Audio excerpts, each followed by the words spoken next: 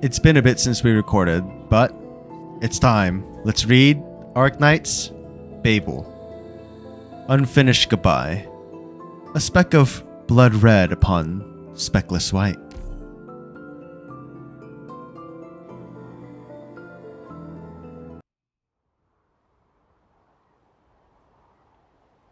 A boy cries in his dreams.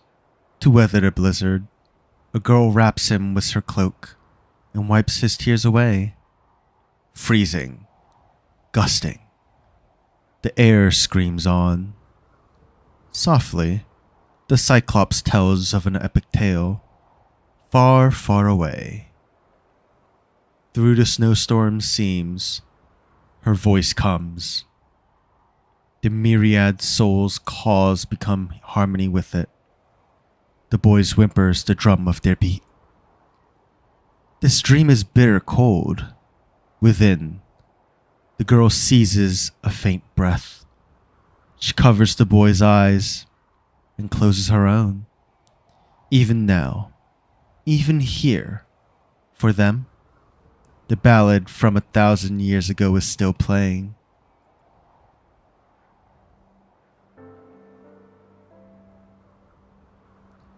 Armies fell upon our home, then I saw them from afar.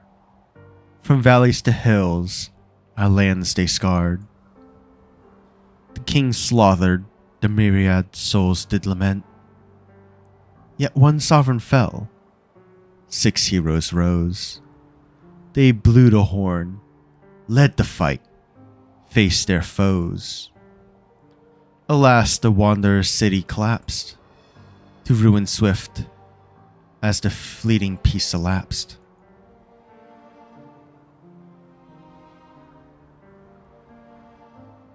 When all seemed lost, a black crown appeared.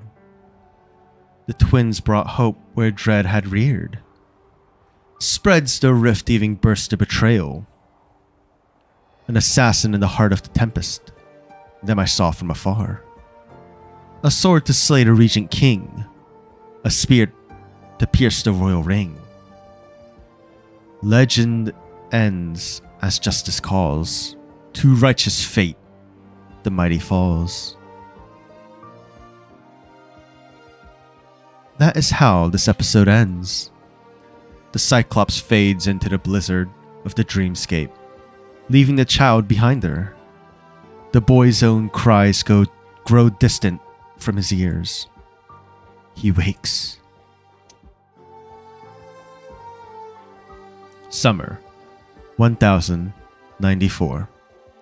Outskirts of an abandoned town, Kazdel. That is how this episode ends, Ascalon. My story is over. That is what my people, the Cyclops, bound for the deep north, saw as they gazed their last of Kazdel. Was that a page from long-lost history? A possible future yet to come? Or plain meaningless gibbering? None knew for the past millennium.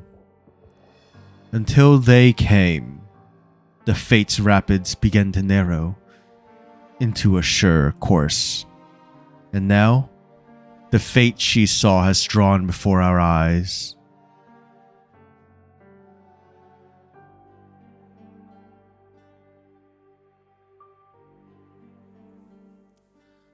I don't care. I'm surprised you'd even hear me out. Bright red blood creeps along his mask, trickling down his chest. Ascalon's eyes narrow a hair. He's out of luck. You're about to die, so I gave you one last token of respect. Those prophecies never did gnaw at you. In all the time we knew each other, no? That's why you'll never understand how a greedy soul thirsts to control his fate. Choose better last words. I know how you hurry to convene with those Babel members, but it's not yet time for you to leave. Look, the catastrophe is near. Ah, funny. I'm curious now.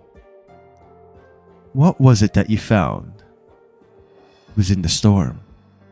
Step aside. No commission left unfinished. The rule I set myself back when I was at the Scar Market. Alive or... Ugh. A dawn-like mist is wound about the Cyclops' neck as Ascalon vanishes behind him, leaving his body to dangle over the cliff's edge. You ever see your own end then? I don't care for much for prophecies. We have that in common.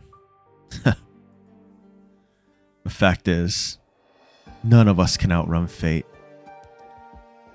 Don't you want to struggle out of it? What makes you not? Why can you not? How can you not? Never forget, you have your place in the prophecies too. Whimpering, storming.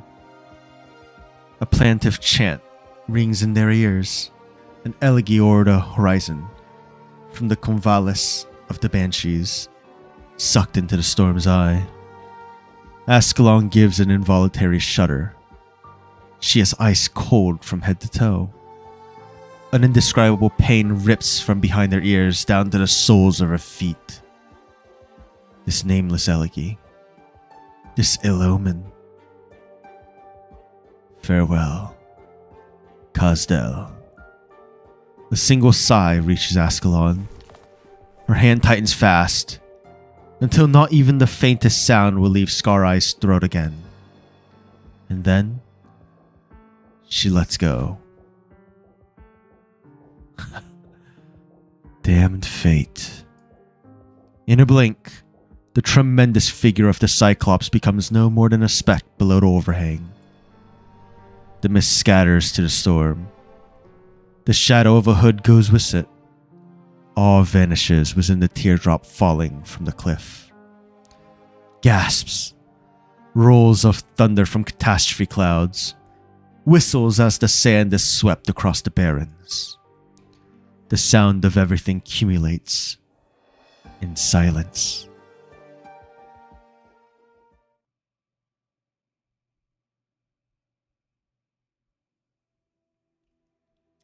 Londinium, Victoria.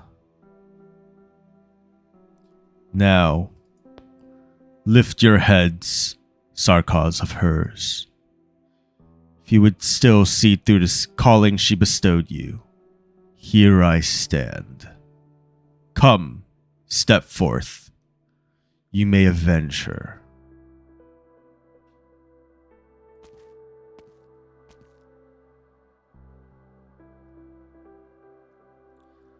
My name is stitched onto my clothes, stitched by Her Highness Teresa's own hands. I can feel it faintly burning right this moment, and I know what that means. The mission she assigned us is over. We'll clash with she no more.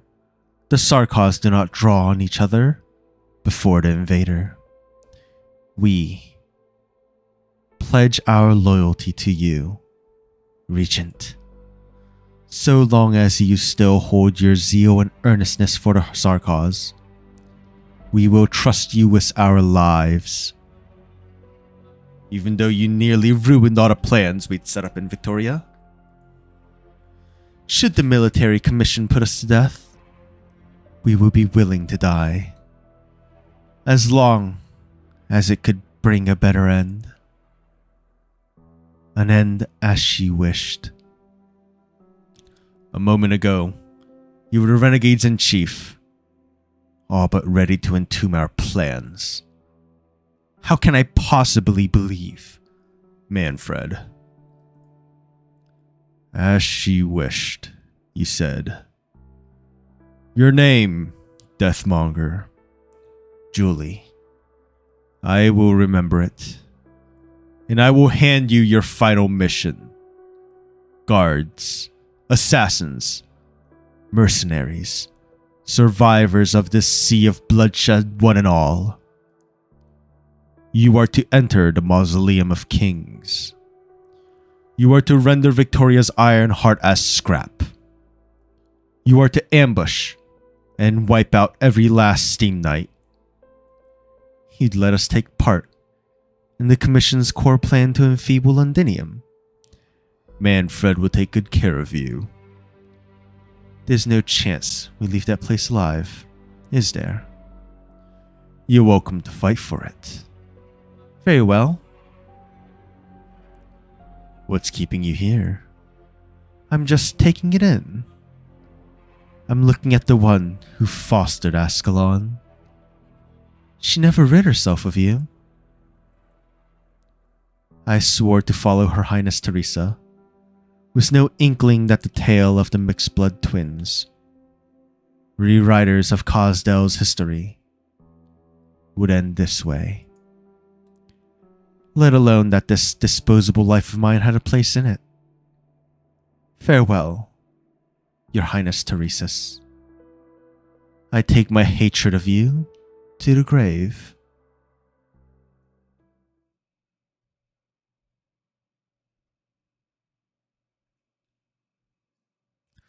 Rhodes Island of Babel, Cosdel.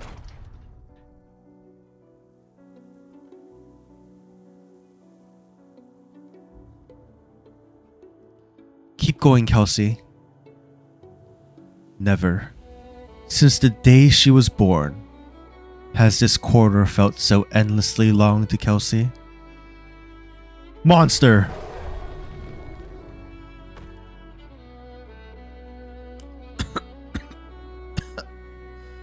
My dame, do not bury us. Cosdel's soil cannot hold any more traitors. Finish him.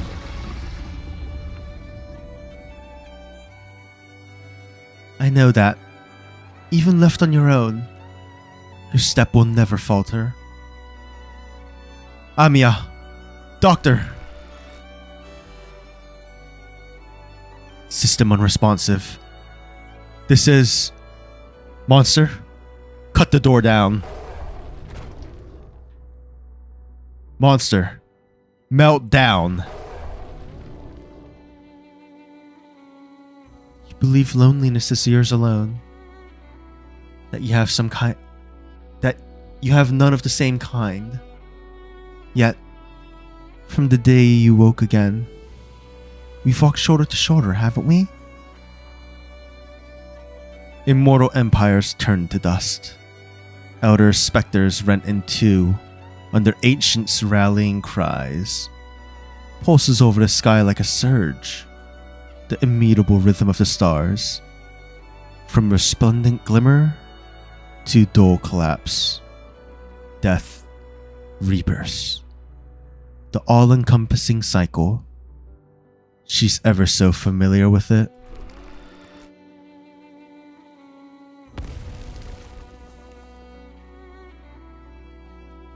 Teresa. Yet still, one day, I'll choose to slow down, to stop in place where I am. When I do, Kelsey, don't grieve. Keep going. Kelsey subconsciously searches her memories. Death, rebirth, the all-encompassing cycle. No, it's not the same this time. Not quite. For the first time, she must bid to the first who could ever converse with her as an equal, to her dearest friend. Farewell.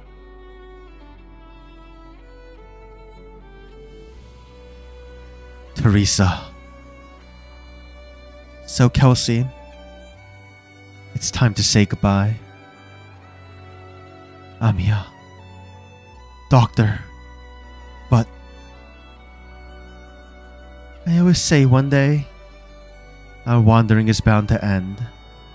One day the Sarkaz's wandering is bound to end. Now your wandering too has reached its endpoint. I knew full well that this possibility always existed. Why?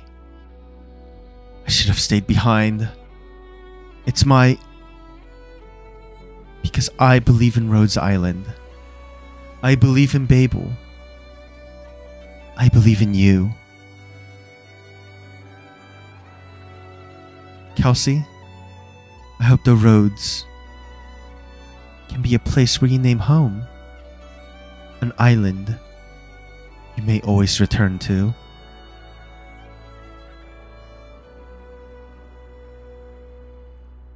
I already did everything I could do. I won't harbor complaint for my own end. Babel's mission is concluded, while you and this land ship have only just set sail. I am not the same kind as you, Kelsey. I cannot explain away your puzzlement, but I have always been your companion. Then, now, and after. I will always be with you all, now